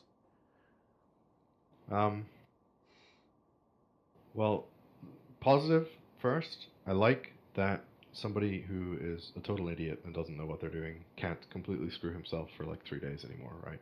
And just get told, hey, you can't play anymore. That's good, obviously. Not going to argue against that. But the cost, to me at least, is now you can't pull an entity to the edge of their influence and then watch them go home and do stuff with impunity anymore. Now, if you pull them to the edge, they can just double bridge there and not worry too much if they have to double bridge again later, because they know they can't screw themselves over for anything super long term. All they can do is have a short term. It doesn't even really short term affect them, to be honest. It's a slight hindrance for short term. But now, the big entity, the big scary blob man, can double bridge to the extremities of his influence and not worry about the consequences of doing it again later that night. So anything you want to do harassment wise against the big bad, you have to be a lot more careful now. Not because of the dread bomb thing or whatever. I don't think that's going to be changed at all. I think anyone who's afraid of getting supers dropped on them from 2 regions away is crazy and doesn't really know what they're talking about. But the main downside from my point of view is the fact that they can easily extend themselves and then not have to feel anything for it. And they can do it, more than once. All right, Progot. I mean, I agree 100% with Capqu, and I know we were having a discussion about this in the FC channel the other day, and I talked to Short Dragon about it too. They seem to think that they were focused on the idea that this, with fatigue change that's going into place, you still won't be able to force project across the universe. And I don't think that's as much of an issue even as it was, because of how much you have to defend your space constantly just to keep it. I absolutely think the fatigue change is a problem because of the local cap use. And just like Capqu said, like when an entity has to go and jump their caps out and defend something, it opens up opportunities a couple hours later for you to actually do stuff, and it makes them have to make hard choices about what they want to defend. And you can actually, as a smaller group or as a capital inferior group, generate fights that way by hitting multiple timers, making them choose what they're going to bring caps to and what they're not going to bring caps to, etc. Now you're going to have a situation where there really is no downside to jumping your caps on as many timers as you possibly can, because if a 30-minute max is nothing and a 5-hour blue timer is nothing. I agree that you need a cap. I recently got 4 days of blue fatigue from jumping back into that fight repeatedly, and then I didn't log in for 3 days, and I logged in for for a flash form where I totally forgot that I still had blue timer because I've never had 4 hours before. 4 days before. I've never even thought about it. And I jumped into a fight 3 days after that fraternity battle, and I had 4 days again. So, like, cap is great. I absolutely think a cap is good, but 5 hours and 30 minutes for the orange and 5 hours for the blue is just too much. Too much of a nerf. Like, it's people have this idea that capitals being able to move around more generates more fights, and it's the exact opposite. Capital fights are not very nuanced. There's really not that much incomplete information there. It's pretty straightforward. They're not mobile. Once they're on grid, you pretty much know how it's going to play out. And both sides generally know how many capitals the other side has, and they'll make the decision whether to suicide into the enemy or not. And usually they make the decision not to. So being able to use capitals at more fights is going to prevent more fights from happening, not allow more fights to happen. I was just to mention, I wasn't talking about capitals. I was more talking about subcap double bridging. Yeah, that too. But I don't. The same points, but the subcap fleet can go out and come back and not worry about it. You know, not just capitals. But I think it's. I mean, you can still, if you maybe DCU can't, but I mean, if you put effort into it, you can move a subcap fleet via gates more easily than you can with capitals. And them moving by gates gives you opportunities, right? Right. It lets you slow them down, lets you mess with them. Them just bridging every time and not worrying about the consequences, that's what I don't want to see. No, you're right. The double bridging subcaps is just as much of a problem. Just in general, being able to move around your in space with impunity over and over again, it's going to cause less fights, not more fights. All right. Let's hear what Jay. What do you think? I'm in favor of these changes because I own a lot of supercaps. It means we can play more with them. So it means, like, currently I have like 60 systems I can instantly jump to and delve. Now I have like 200 pretty much that are within 5 minutes of escalation. So for that stuff, it's great. But and you're not wrong either for wanting to have a good time. You know, nobody can fucking shit on you for being like, hey, I have this stuff. We own all these systems. Why shouldn't I be allowed to? Basically, it's an argument of philosophy, right? It's not an argument for or against the changes. It's whether you think a big entity should be able to do this or not. Well, there is one thing that, like, Jay, how often do you guys actually get a decent conflict within your direct jump range of where all your supers are? Within direct jump range, not very often, but like there are systems like on the borders that are just outside of our jump range where a lot of stuff happens. So yeah, but they only happen there because people know it's outside of your direct jump range. Once this change goes into place and you're, like you said, you're going from 60 systems to 200 systems where you get to use all your supers, the same thing is eventually going to happen. Like, you're going to dry up all the content by dropping tons of supers on everything. Yeah, that's true. But that's just for like home def, like styling on people. For the moving of ships around space, I do not like the change because, as Capqu said, when people take gates, there's opportunities. So if you look at it at the minute, the way we have it, we're doing some stuff in Carnid, and to do that, we have to take 20 gates. Well, it's like 15 gates to a Titan, and then we Titan bridge into Carnid. And on those 15 gate route, there's like 10 systems out of range. So there's opportunities there for groups to attack subcaps and slow down caps, but no more after that because we can just double bridge. Yeah, I feel similar about it. Like for example, the one really like good fight for us that we recently got was when we dropped tests on our way home when they wanted to help, or when they helped Provi with the Sotio timer. I think it was an H6 or something, and we managed to drop tests on the way home. And I mean, that whole thing, we actually ended up killing like 80 nightmares. That whole thing wouldn't have happened with the changes, most likely, because Test could have just bridged out and not care. They already double bridged before to get to the fight, so that they were kind of forced to take the gates because they didn't want to stack all their members with fatigue. But after the changes, they could have just bridged again, and it wouldn't matter. On the flip side, Killah, on that, if they had to double bridge, that means they'd have to jump a Titan in before the Tsar. and there is an opportunity there.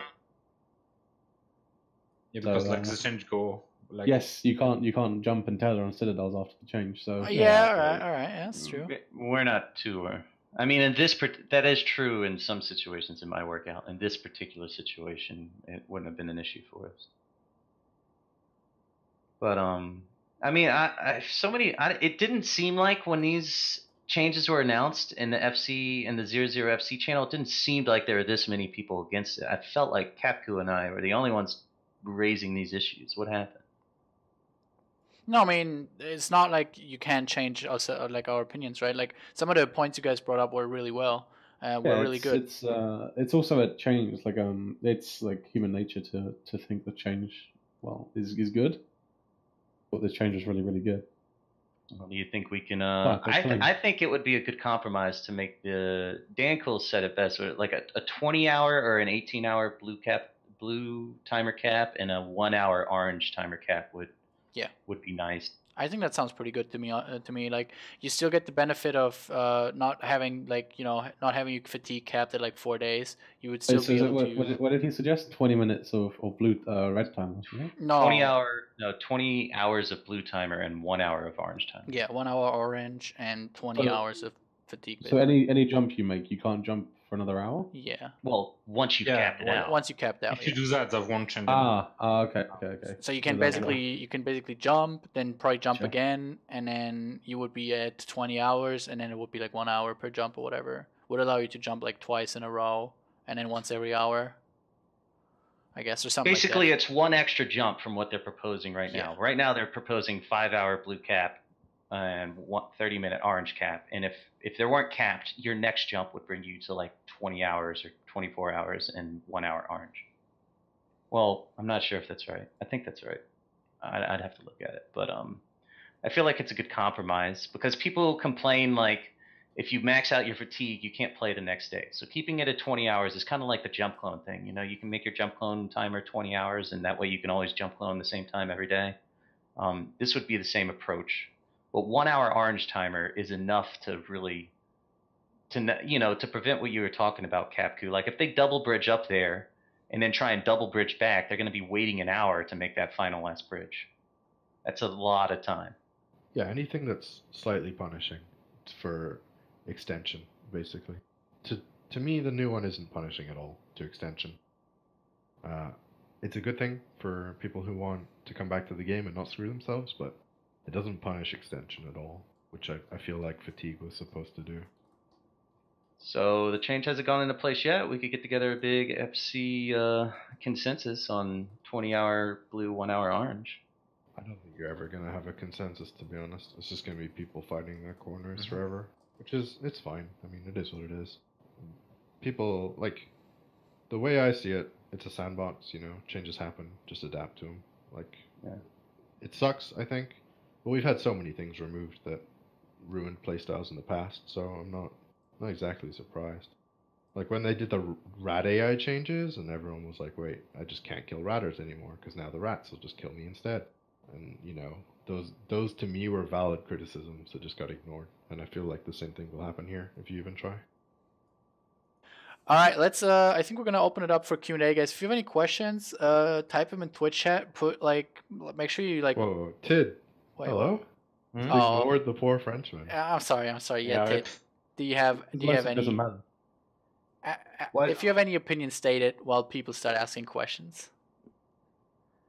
I kinda like the change, to be honest. I feel like it's kinda Capqu is not wrong on like the defensive side. You cannot like extend the guy anymore, but that kinda lets you like make you more things to attack, because it's gonna go to like the offensive side too. But the thing is, like with current stable mechanics, you don't really have those opportunities. So basically, the only thing you will get as like the attacker would be just like gonking supers or like carriers.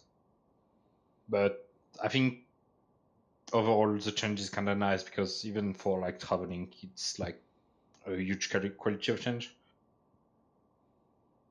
Did you hear about the other change, by the way, the pod fatigue reduction thing? Oh yeah, pods and noob ships. Pods and noob ships get the same fatigue reduction that like callers get, right? Yeah. So Why? you Did could they not realize what? store your fleet in a Titan, bridge Yeah. the pods, jump the Titan, and get back in your fleet. You can absolutely. Oh, why? What? Why are they doing that? I think it's meant for like moving like newbies around like home space, but yeah, it kind of really fucks up when You can can just abuse it store pretty a ship easily. inside a No, Titan. that's extremely abusable. Yeah. Yeah. So like the case I just said, I could go as long as I have enough Titans that can keep jumping. Pre-sage, you can take a fleet. It's So basically it's not a the pack in a box. It's fleets of old. Loki in a Titan. Loki and a Titan, exactly. You store your ship and jump through in your pod, and then just keep going, dude. Your range, if you can see it, you can get there. It's a typical CCP thing, where they like introduce something to address an issue and then don't like really look into what you can make out of it. But yeah, we'll see. I mean, we should probably discuss that with Sword and see if we can do something about that, because that's a little awkward. I mean, I don't mind. I think it's cool. A lot of people want us to talk about the whole. I mean, we could probably talk about ELO first, because I don't think that's as exciting as the whole CO2 thing. But so ELO has recently sent out a mail in the mailing list BL Ops, which used to be the mailing list that Black Legion used to announce fleets. And he basically said we're reforming USCZ Black Legion. Actually, I'm probably still in that. I'm not on this character. So basically, he basically said, I'm reforming Origin USCZ. If you want to come play with me, it's fine. People got pretty excited about that. I mean, to me, it's a little bit like when he did White Legion and stuff. We'll see if he actually like sticks to the game for more than 3 weeks and shit. That's kind of what I think about it. But then on the other hand, also, apparently CU2 is reforming. And I talked to Gigex yesterday and asked him, dude, are you unbanned, or how is CU2 reforming? And he said, well, no, I'm not unbanned. I'm still banned, but I'm going to lead the alliance. Basically from Discord, from out of game, and I don't need to play the game to lead the alliance, is what he said. It's so finally become the Matani. what is your guys' opinion on that? The return of CO2. Do you think it'll happen? Like in my opinion, most of the corps that were in CO2 have settled in other alliances. I'm not sure how many corps will return to this new CO2, so that's kind of why I'm thinking it'll not be that big of a deal, at least for a while. What do you guys think? Well, yeah, I don't know if it like has been leaked to everyone, but apparently they're taking a system in Vale, so they're gonna be like probably blue too, like the whole North. Oh yeah, they're blue. Apparently there's a deal in place. I actually didn't know about that. Apparently there's a deal in place with them getting CO2 getting the space that is currently owned by Infinity Space or some shit, and then obviously that would kind of make them blue to us, which is kind of interesting. But I didn't know about that, so we'll see how that plays out. I said on your stream yesterday, most people that would like to probably rejoin CO2 are probably burned out from moving, because some of them, after CO2 collapsed, they joined Try, and then obviously Try or died. So these people are moving supers like every few months, it seems, to a new home, and that to me sounds really painful. Yeah, on the ELO thing and Try that you mentioned, Try are basically a big USDZ alliance with literally nobody to FC for them.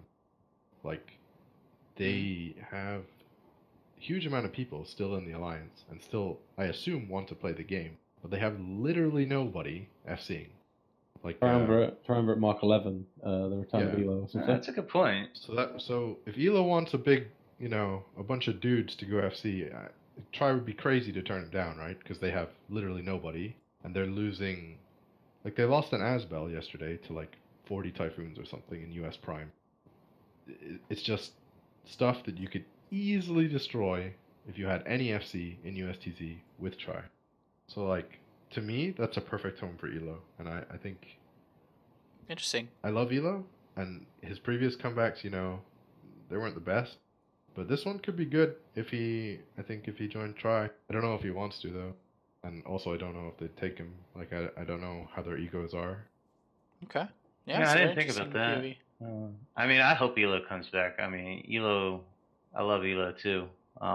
We used to have a lot of good fights, work together back in the day. But maybe with the Try thing, maybe if Elo actually does get some people back in Origin and they start doing some stuff, maybe he can pull some of the Try people into Black Legion. That way he doesn't have to deal with the ego thing. I don't know if he'd directly join Triumvirate, like you said, or I don't know if Tri would take him either.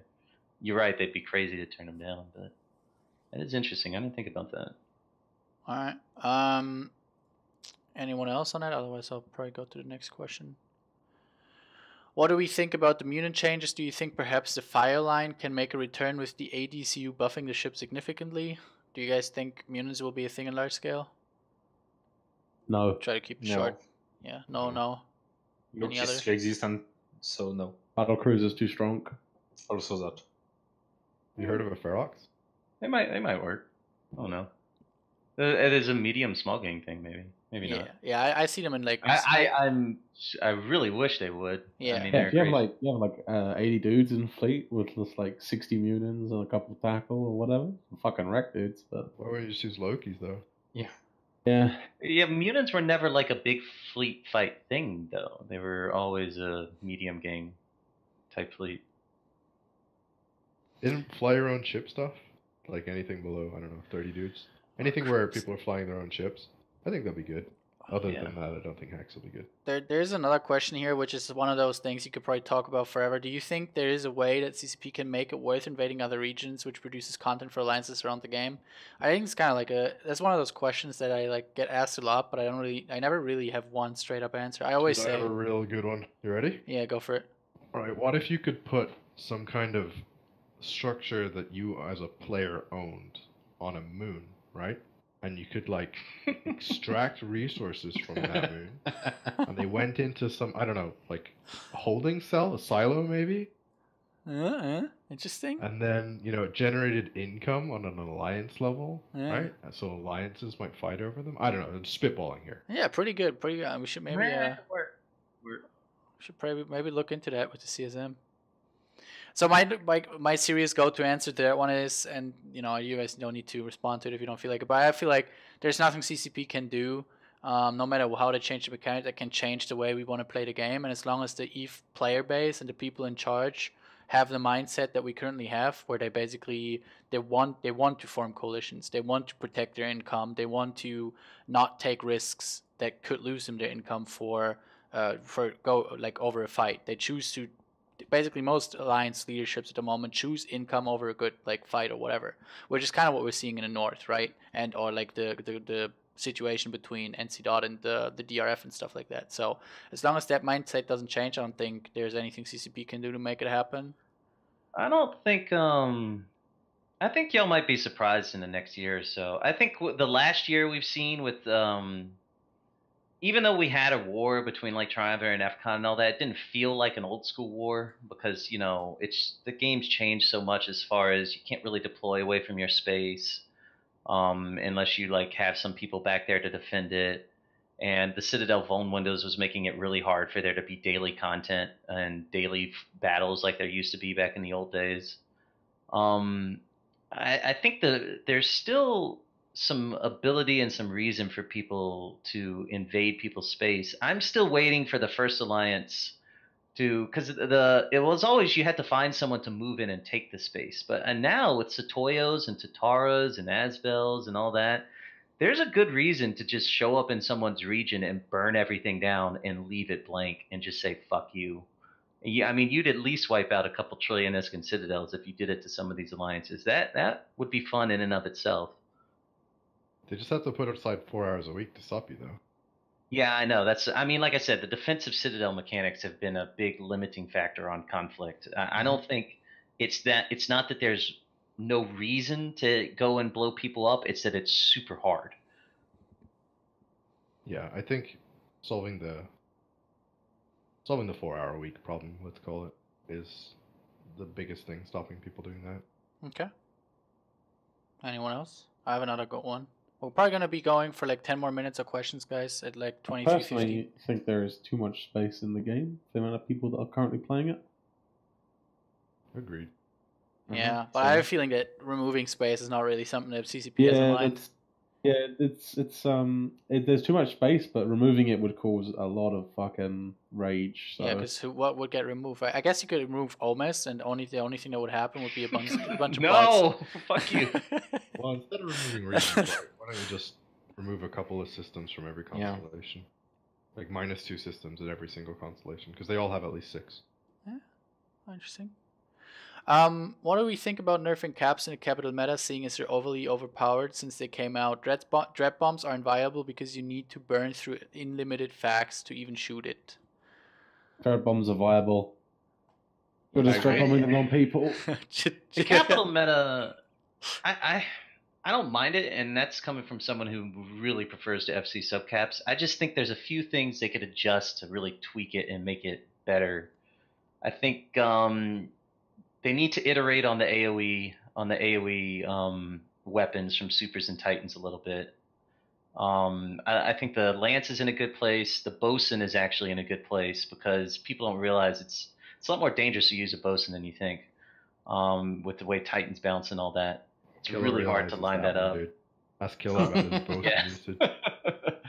I think the GTFO is terrible. I don't think that's a good one at all. I heard you had some problems with that in the low suck thing we did. Oh, it was ridiculous. I had my fleet pretty well spread out, but you were just basically taking like 20% of my fleet and just moving it somewhere else, and then they were basically gone for 20 minutes. Yeah, we did that the other day. A couple dudes from Goons. We don't really like tell people what Doomsday is, so we sort of just like, hey, have a BFG Lance and a focused one. But some people bought a bunch of GTFOs and they went on this Maelstrom fleet of some new FC, and he lost his fucking mind because we just kept chain GTFOing his fleet. I don't think it's so oppressive in the huge fights, because usually in those huge fights, the subcap should be moving out the sniper range anyway. I think it's a problem for like roaming and small gang stuff. Like if I tackle a Rorqual with the subcap fleet, and a couple of Titans jump in with GTFOs, then I gotta be super fast, which can be done, but it limits my options, or I gotta move out to beyond 100 kilometers, and then I have trouble protecting any tackle, and I'm basically just getting my tackle slaughtered by all of the excellent anti-subcap options that capital fleets have. It causes problems in the mid-level fight and the small fight areas that I just don't like, and I don't think the current system they have for preventing, spamming of the AoE doomsdays, that 10 kilometer, 10,000 gigajoule newt is good enough. I think they either need to increase the range or increase the newt power. So I've had an opinion for a while, and I'm not sure if any of you would agree with me, but I personally do not like carriers and super carriers the way they are. The fighter mechanics are dumb. They're really fucking cancerous to use. I much prefer the old style of having fighters and fighter bombers, and just having everyone use sentry drones. I much prefer that. Really? Sentry Yeah. drones? The thing I'll agree with you on is the SS fighters. They're way too powerful. Yeah, Yes. I agree. Fucking love They're this look. ridiculous. The power of them means that supers are, once you have let's say 20, I don't know the actual number you'd want, but once you have about 20 supers on both sides, all carriers and all supers are relegated to SS, because nothing else is anywhere near as powerful. Literally like in 9 Tech 4 and every other big capital engagement, all that carriers and supers are doing the entire engagement is killing other fighters. So why have them in the first place, right? Because they're just negating each other. It's so ridiculous. Well, it's basically just Titan 20 versus supers Titan. like that. can, 20 supers can defend against like 50 supers or something, just because of how powerful the SS fighters are. So it relegates supers to being not that important in like blob scale, because you just have to have enough to defend your Titans and Apostles, right? On the 9 Tech 4 final timer, I spent 2 hours giving out SS fighters to every super carrier and carrier that had lost them the previous day. Yeah, like, I hate that. I hate that that's what they're relegated to. I think it's crap. Well, anti-fighter, it's the problem is they're trying to look for a role for subcaps in this new capital meta where they've made capitals good at killing subcaps again. And it seems like anti-fighter should be their natural role, but the SS fighters are just so much better at it. Like, you have to go through great lengths to make subcaps really good at killing fighters, and to actually spread the damage out properly. Like, one carrier shouldn't be able to defend against like 3 supers if they're dropped far apart, right? If they're dropped at 0, obviously the carrier just gets volleyed. But if they're far away, the carrier is going to have no problem defanging them before the drones are even near, just because of how strong the SS fighters are. And that, that means blob fights are literally irrelevant who has more supers or who has more carriers. It's just fighter, SS fighter on SS fighter, who has bigger stockpiles. Yeah, it's I think that's an issue. I don't like the mean bubbles or the sirens. I don't think sub capital should be able to tackle subcap so effectively. I kind of like it, but they're really easy to kill. Are cool. Yeah, it takes skill to use them, so yeah, it doesn't take that much skill to use them. Wait, what are we talking about? What the burst projectors? Oh, yeah, they're really strong in like larger numbers when you use like. Go on. It's another thing that really discourages conflict. Like, I mean, I remember I had a subcap fleet of like 120 people, and we got a bunch of supers dropped on us, and then we just got a bunch of bubbles chained on us as we were trying to pull apart. And like in the old meta, I would have had that subcap fleet there. I would have had supers dropped on me. I would have lost a few guys, and I would have pulled out, and there would have been a little bit of a conflict there, and it would have been nice. Now, like, if you get supers dropped on you, you have instant tackle on your fleet, and then all the sirens come out, and it discourages people from even trying, because it's extremely, you have to go to really weird lengths to try and even do anything under a super cap umbrella. It's I don't think it should be that easy for capitals to operate with no support. Like, it used to be, you at least had to have some subcaps on the field or you were going to get waterboarded. Now it's not even a big deal. All right. One more thing. Hulls, right? More than anything else. One last thing, I think hull weapons are too powerful. They need a little bit. Yeah. As long as Titans track from the center with optimal from the edge, hulls are going to be broken, I think. Yeah. What about the? You guys just think hog guns are OP? What do you guys think about long range Titan guns? That's always been a thing though. Dreads, though. It's not just Titans. Yeah, of course. Well, it's generally in long the current range. Citadel meta, where you can just retether your caps, and it's extremely difficult to do anything about them on a Citadel. The long range capital guns. You can't retether if you're aggressed and if you're sieged. That does. Well, that's just for Death though. Like for Titans. Yeah, it's just what you're talking about. Like that 9-4 Keepstar fight. Like, there were so many capitals on that Keepstar, and we thought about it for a little while. There were some things we could have done to maybe go after it, but it would have been needlessly risky. It was just I don't know. The way they have it set up, where you have the tether range right there for all those capitals, makes the long range capital guns on battleships. There's ways to avoid it. I don't know if it's that bad, but it was definitely interesting. All right. One guy, I just want to say it real quick. I hear your guys' opinions, and then we're probably going to close it because we've been going for like 2 hours already. Pretty nice. One guy said to me he likes the idea that people who play EVE are problem solvers, and he's constantly tried to create more problems for us to solve. Just as soon as we find a way to solve them, they move on and make more problems. I'm not sure if he means it. I'm not sure if he tries to say that towards like the stuff that they always deploy is buggy and doesn't work, and we try to have to solve that, or generally like the mechanics they throw at us. But what do you guys think about that? Like, do you in my opinion, right? Right now so obviously the way I'd like to use League of Legends as an example, because the League of Legends meta is not very stale, because a bunch of champions are good, and then Riot Games makes them way too OP, and then they're broken for a while, and then those champions are meta, and then they nerf them into the ground, and then new champions rise up, basically, right? And I feel like that's kind of a style that works for like League of Legends, and I feel like that could also work for EVE. Like, for example, with the Ferox right now, I wouldn't mind if they would just completely destroy the Ferox with nerfs, just because it has been around for so long. I would like to see another ship get more dominant, right? They kind of been doing that with like the Ishtar and the Tengu before, but it's always taken them so long. Like, League of Legends does it every couple months. But for CCP, it takes 2 years, right? Every quarter, just like fucking make a post on the forums and be like, hey, what do you think needs to be changed in terms of ship combat? And just in general, yeah. I wish they'd pick up the sandbox and fuck it around a bit more. Yeah, instead of I don't think they should do it as often as y'all think, though, because like, I mean, you guys, all of us in this room, we can fly every ship in the game pretty much, and it's not really much thought for us. But like new characters, they're like, it's there aren't any new characters, Progod. What about it? There aren't any. Like, I think that's a total myth. People who play There's Eve, no new play players? Eve, and they've always played Eve. Like, there's no new players. Show me one. There aren't Yo, any. X There up literally in aren't Twitch, any. X up in Twitch chat if you've been playing the game for less than 6 months. X up in my Twitch chat right now if you've been playing the game for less than 6 months. Is there any new Okay, players? so it's just 2 people who are Yeah. literally on comms with us, dude. Well, there's a little bit of delay with Twitch. Avery, no, he's been Yeah. playing forever. Christopher Johnny Wow, no. Capqu, yeah. Idol. I think like most besides those trolls, yeah, it's not a lot of X's, right?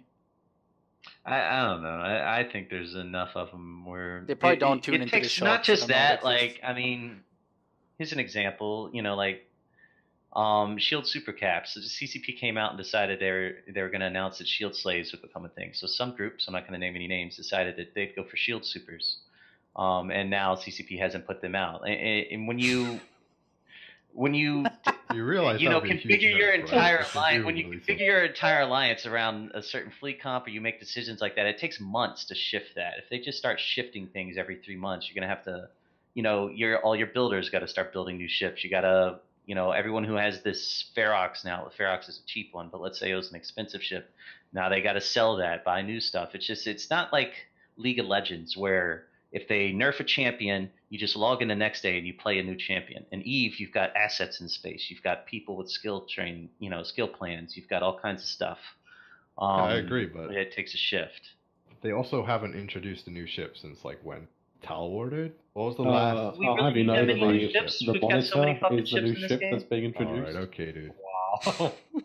All I'm saying is, I wish they'd put new toys in the sandbox and not try to control player behavior so much. Like, all the Yeah. changes seem to be focusing on, hey, how can I railroad these players more in my sandbox? Why Yeah, can't sure. I they believe just they throw also things- added a ice mining version of the Venture. Yeah, alright, Jake, great. Cool. Yeah, We'll I put off remember- shitty fucking who cares ships. A good example of that, Capqu, I remember someone was telling me this someone was reminding me of this the other day. Back when super carriers were first introduced and you couldn't tackle them in low sec, rather than nerf them, they just added the heavy interdictor. That took like 2 years or something. I remember Yeah, like trying to It catch took a like, while, but that's an example. yeah, of course, but the thing is, company like Blizzard for WoW or like Riot for LoL take like a really short time into like shaking the meta when it need to be shaked. Like right now, it's kind of stalled. So yeah, Oh, yeah, Command Destroyer. like, Someone mentioned that.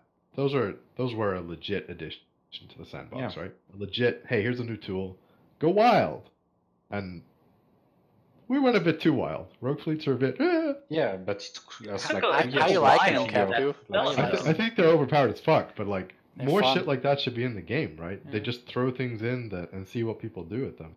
Yeah, but in Eve, it takes a while for the meta to develop because the game doesn't. Yeah, totally. But like Command Destroyers was the last thing, right? And that was so long ago. I think I'm gonna die right here. All right.